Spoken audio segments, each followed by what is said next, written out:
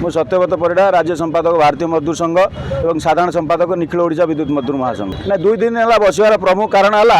आम गोटे दुर्नीति जोटा कि ओपीटीसीएल जनिक ठिकादार करते आम लेखिकी देलु आज की 2-2.5 मास है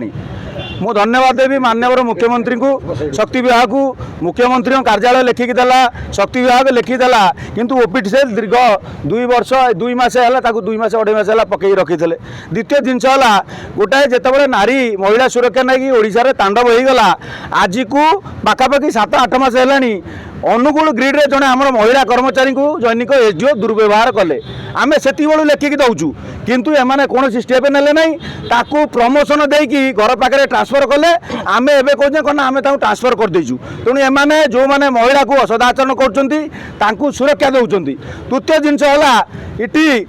जो माने कर्मचारी हायर एजुकेशन करने चाहते परमिशन दौना एनओसी दौना इटी जातियान भित्तिर बदली करुँच दैनिक अधिकारी हाँ धर्म पचारिक करुँच जो मैंने घर ठार बहुत दूर है करूना तेणु यही सब विभिन्न आम निर्दिष्ट जो 2टी अधिकारी ना आम आणीलु ना अलरेडी आम माननीय मुख्यमंत्री को ट्वीट करूँ आती धन्यवाद देवी ओपीटीसीएल काली से विभाग काढ़ी किंतु ए पर्यंत विधि मेल करूना तार से किसी गोटे चक्रांत करूँ आमर दाबी रहा यही विषय आउ जहाँ प्रतिश्रुति आमको देते आज आलोचना सीएमडी सार सहित हवा दरकार। आज 2 दिन है अनशन पर पुणी 5टा कहते आसतु आलोचना करें आम कहूँ काली कहते सीएमडी सार सारे ना ना आम आलोचना करूँ कहीं गोटाए संस्थार जी मुख्य से संस्थार जड़े रेपुटेड ट्रेड यूनियन सदस्य मान सहित आलोचना करूँ आम तो कौन व्यक्तिगत डिमांड सेमती ना आम महिला सुरक्षा कथा कहूँ आम दुर्नीति कथा कहूँ ताले कहीं ये जो विभाग मुख्य आम सागर आलोचना करेंगे ना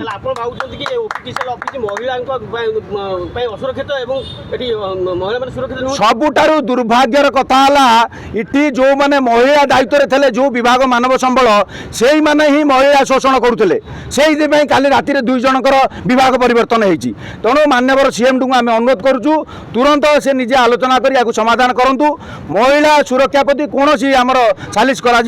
तुरंत कार्यानुष्ठान नियंतु एवं आउ जहाँ समस्या अच्छी संघर सदस्य सहित आलोचना कर समाधान करूँ नहले आज संध्या पर सारा भुवनेश्वर एवं बीएमएस जेते संबर्धित यूनियन आंदोलन को ओह्लैबे जहाँ परिस्थिति हम ओपीटीसीएल कर्तृपक्ष दायी रहे।